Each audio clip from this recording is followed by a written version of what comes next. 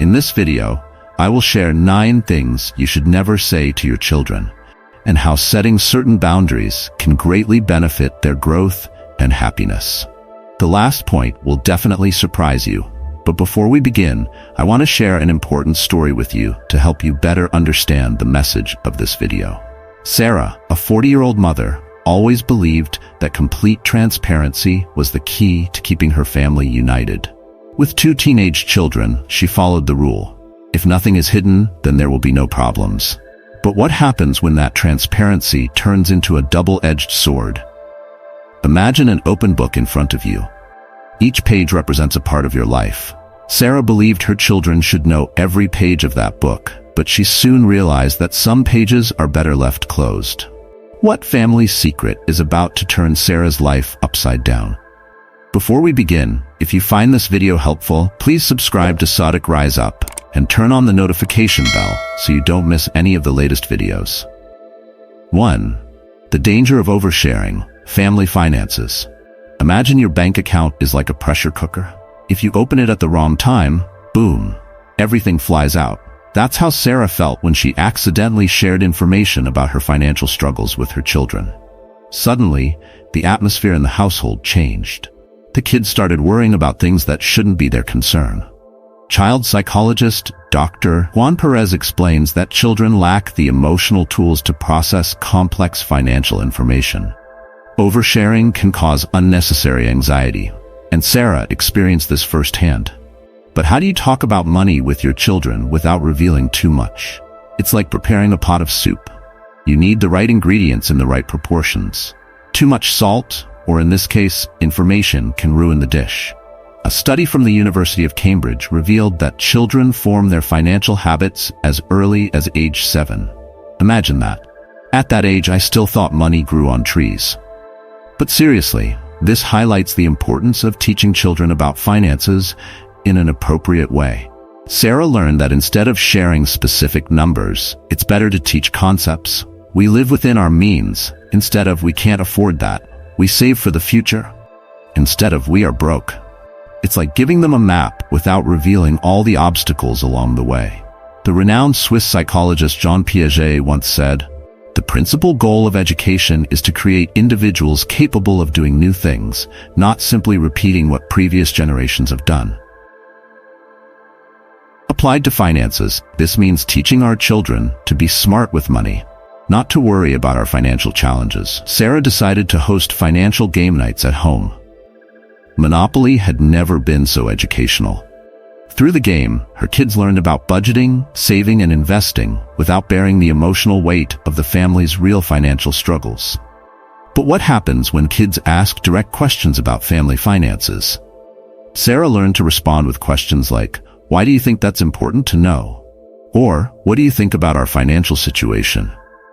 This technique, known as guided reflection, helps uncover children's underlying concerns without revealing unnecessary details. Nobel Prize-winning economist Richard Thaler suggests, if you want people to do something, make it easy. Applying this principle, Sarah simplified financial conversations with her children. Instead of discussing percentages and interest rates, she used simple analogies. Saving was like planting a seed. Debt was like digging a hole. Suddenly, finances didn't seem so intimidating.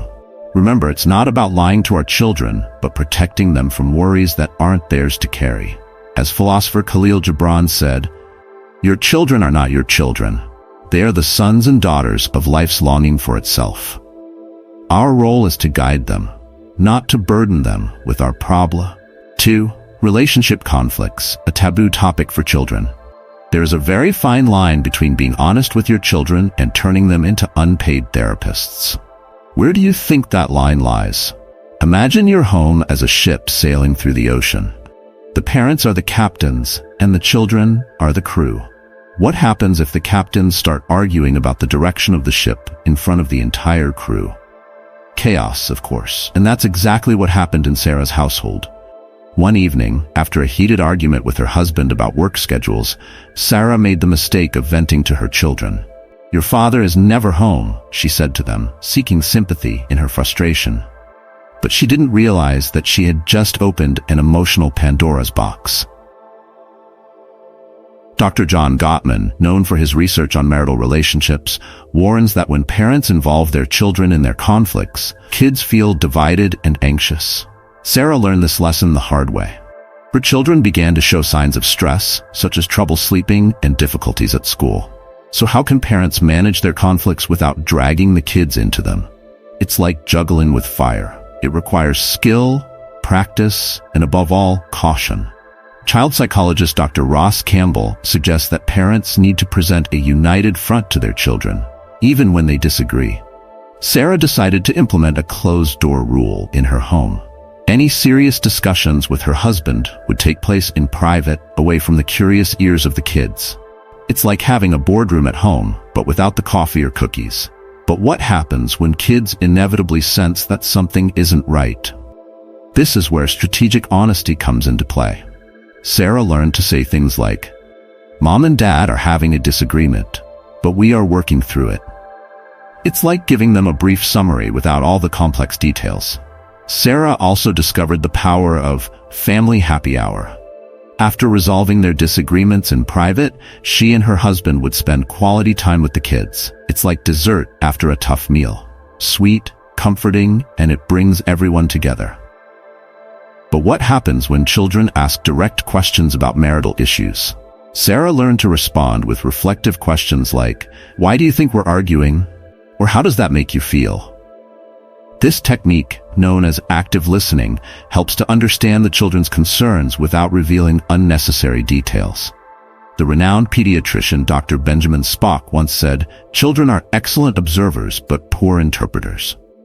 That's why parents need to provide context and reassurance without turning their kids into confidants or referees. Sarah and her husband also decided to establish regular date nights, not just to strengthen their relationship, but to show their children that love and commitment require effort and dedication. 3. The past that's better left behind. Have you ever thought that some memories from your youth could completely change how your children see you? Imagine your life as a photo album. Some photos are suitable to share with others, while others are better kept hidden in a drawer. Sarah learned this lesson the hard way when she decided to share a story from her past with her teenage children. It all started on a quiet Sunday evening. The whole family was gathered around the dinner table when Sarah's eldest son, Alejandro, mentioned that he was struggling to choose a career path. Wanting to inspire him, Sarah shared a story from her college days. "When I was your age," Sarah began, "I almost dropped out of university. I even forged a signature to change my major without my parents knowing." Sarah didn't anticipate how powerful her children's stunned expressions would be. Psychologist Carl Jung once said, "The greatest impact on a child is not what their parents say, but what they do." In this situation, Sarah's confession carried as much weight as her past actions. The image of a responsible, honest mother that her children had held on to suddenly became shaky. Alejandro, looking puzzled, asked, "Mom, how can you ask us to be honest when you did that?" The question hit Sarah like a cold splash of water. She realized that in her effort to be transparent, she had unintentionally undermined her own moral authority. Dr. Daniel Siegel, a child psychiatrist, warns that parents need to be cautious when sharing stories from their past. What we see as valuable lessons can sometimes be confusing or even hurtful to our children. Sarah understood this all too well. But how can parents share their experiences in a constructive way without revealing inappropriate details? It's like walking a tightrope. It requires balance, focus, and knowing when to stop.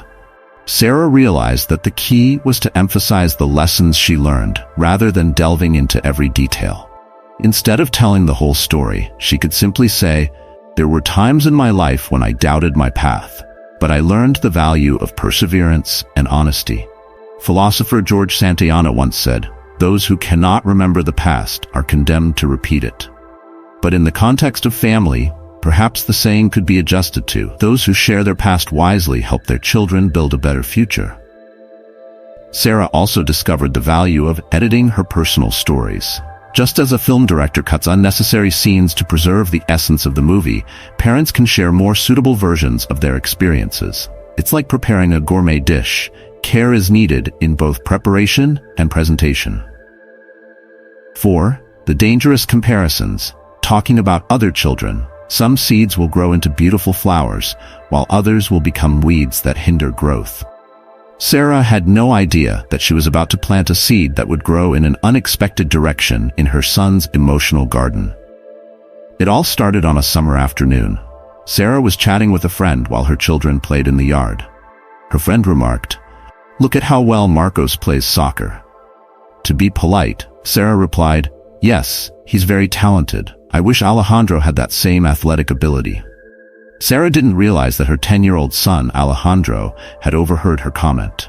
The Greek philosopher Epicurus once said, "It's not the events that disturb us, but our interpretation of them." In this case, Sarah's perspective on Alejandro's abilities deeply affected him. Child psychologist Dr. Chaim Janot warns, "Comparison is the thief of joy. It breeds jealousy and weakens self-esteem." And Sarah experienced this directly. In the days that followed, she noticed Alejandro becoming more withdrawn and less enthusiastic about his usual activities. So how can we encourage our children without falling into the trap of comparisons?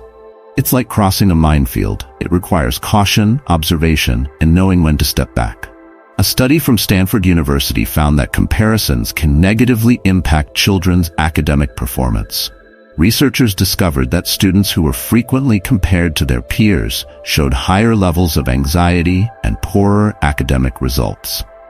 Sarah decided to change her approach.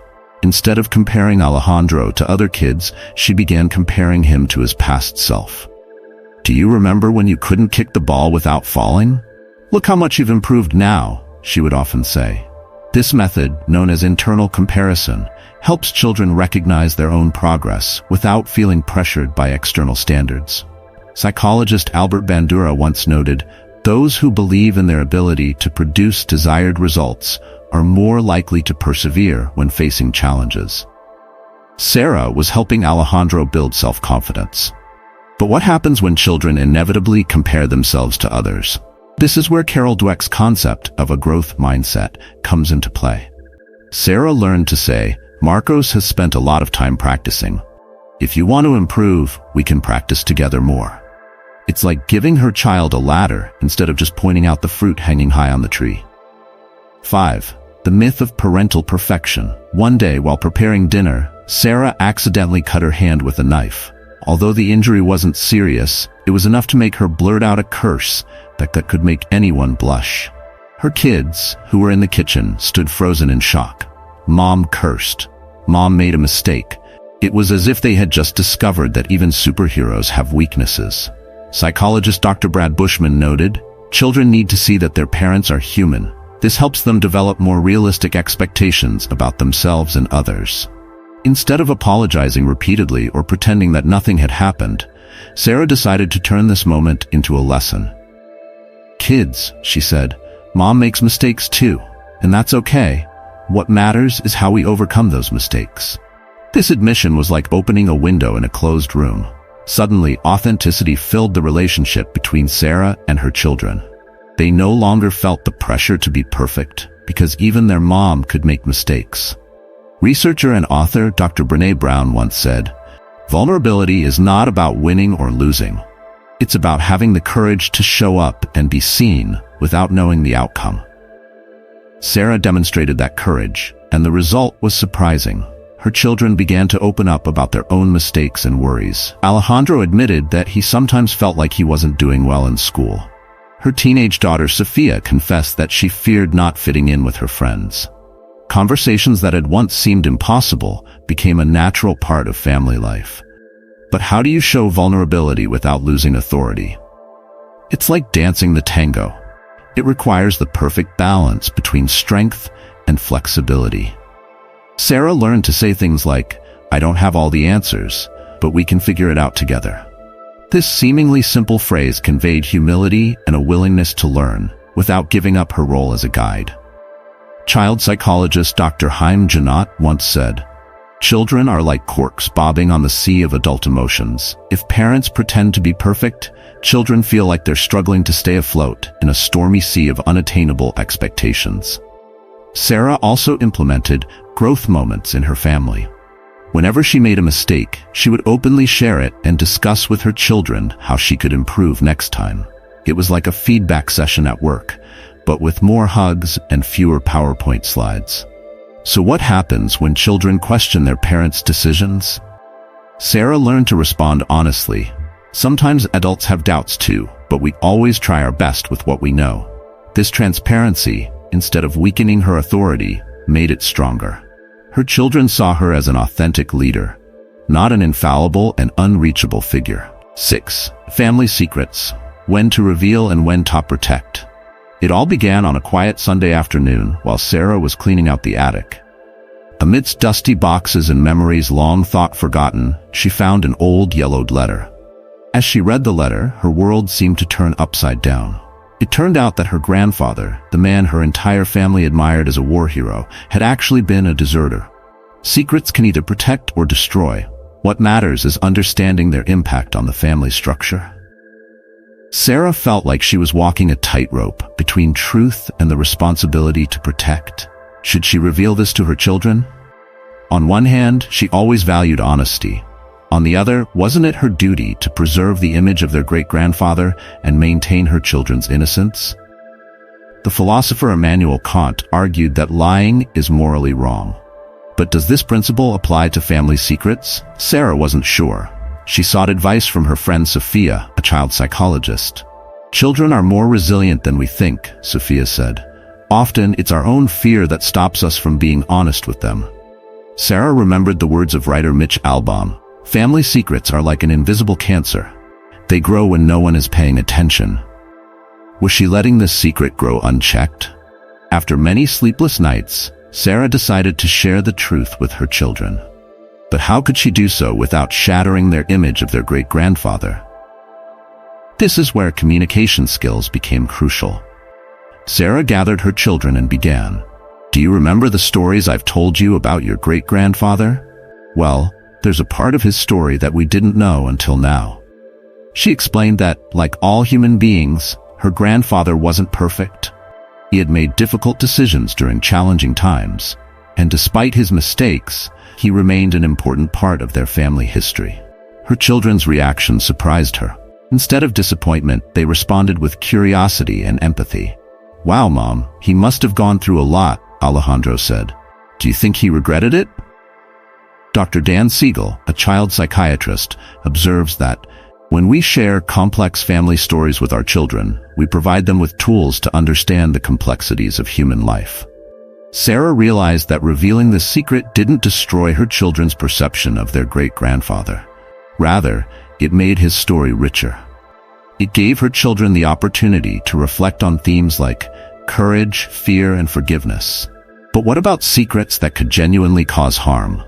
Sarah understood that it's important to assess their potential impact. Some secrets, such as those involving mental health or addiction issues within the family, might need to be shared to help children understand their own medical history.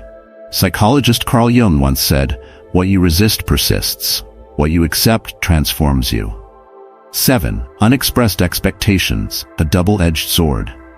It all began when Alejandro, now a senior in high school, announced that he wanted to pursue a degree in art.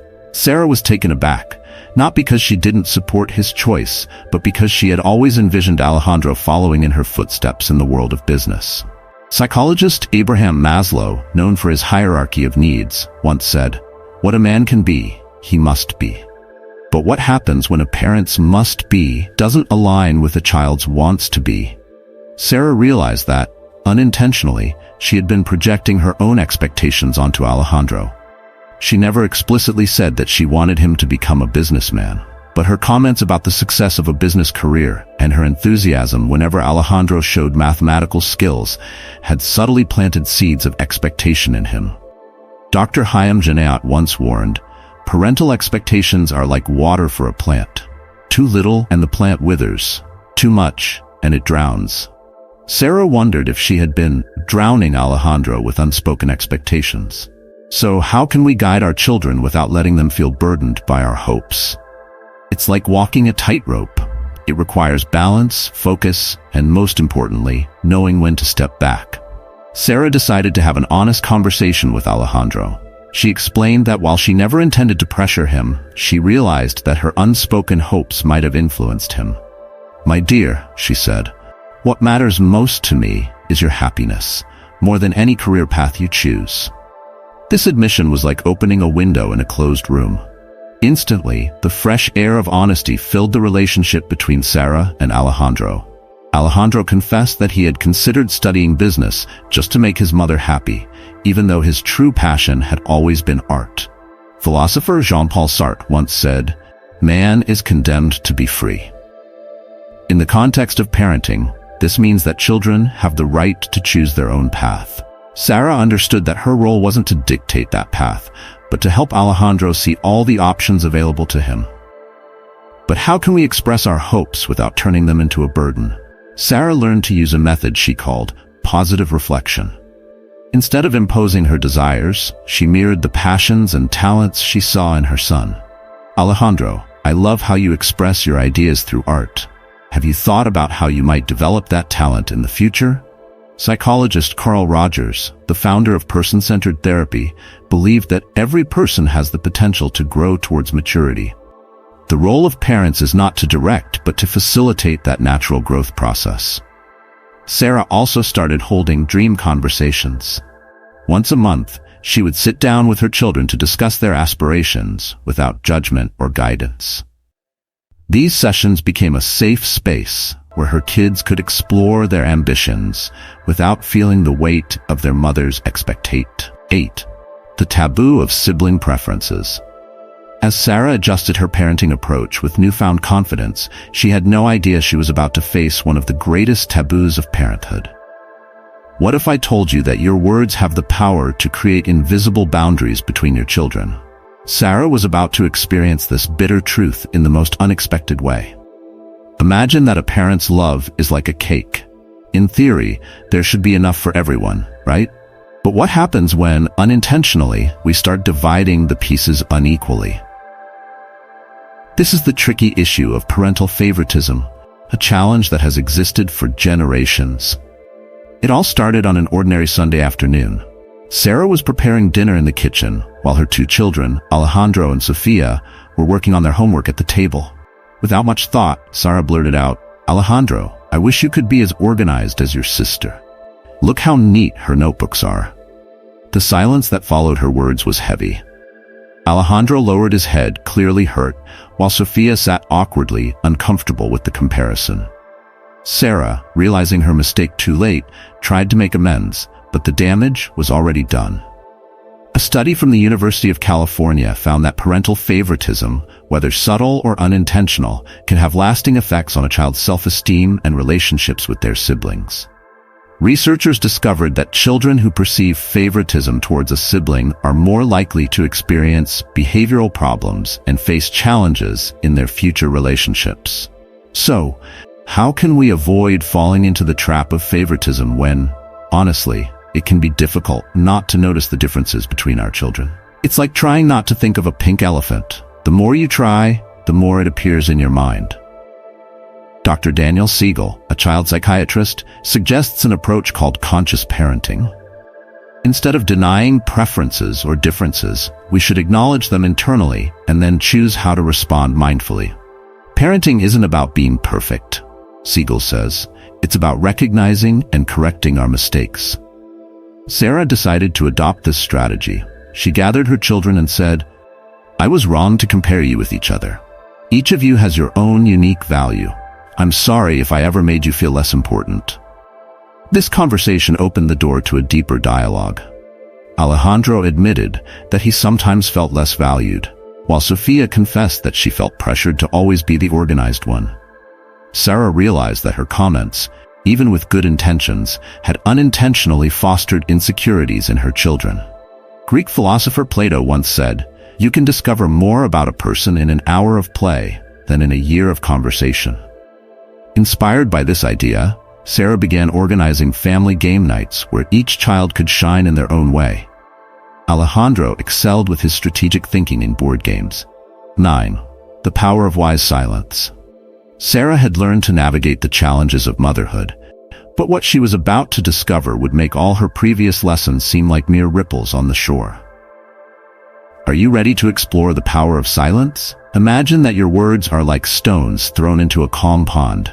Each stone creates ripples that spread far and wide. But what happens if you stop throwing stones and simply observe the still water? This is the essence of wise silence, the most powerful insight Sarah discovered on her journey as a mother. The Stoic Emperor Marcus Aurelius once wrote, "Say nothing unless it is necessary." It sounds simple, doesn't it? But in our modern world, where we are constantly swept up in the flow of information and feel the need to always have an answer, silence has become a forgotten art. Sarah realized this one afternoon as she watched her children play in the garden. She was about to intervene in a quarrel between them but paused. "What if I just watch?" she thought. To her surprise, the children resolved their conflict on their own, without her intervention. It was as if she had uncovered a hidden power, the power of silence. Psychologist Carl Rogers, the founder of client-centered therapy, once said, "The greatest gift you can give someone is your undivided attention." Sarah began to apply this principle within her home. Instead of rushing to offer advice or solutions, she simply listened. And something magical happened. Her children began to open up more. They shared their thoughts and feelings without fear of being judged or interrupted. Sarah became their confidant, not because of what she said, but because of what she didn't say. A study from the University of California found that children whose parents practiced active listening and reflective silence tended to have higher self-confidence and better communication skills. It was as if the parents' silence created a space for their children's inner voices to emerge. Sarah noticed incredible changes within her family. Alejandro, who had previously been reserved, started to share more about his art projects. Sophia, who often sought her mother's approval, grew more confident in making her own decisions. Sarah's silence created an environment where her children could grow at their own pace. But what happens when you truly need to say something? The philosopher Epictetus reminds us, "We have 2 ears and 1 mouth so that we can listen twice as much as we speak." When Sarah did speak, her words carried more weight because they were carefully chosen and well-timed. Practicing wise silence does not mean becoming a mute statue. It's more like being a conductor, knowing when to give a subtle cue and when to let the music play on its own. Remember, the balance between honesty and protection is crucial. It's not about hiding the truth, but about conveying it in a way that your children can understand and learn from. Reflect on your communication style within your family. Thank you so much for your continued support. Now, click on this video to keep nurturing your mind with more valuable lessons. Sending you a big hug and see you next time.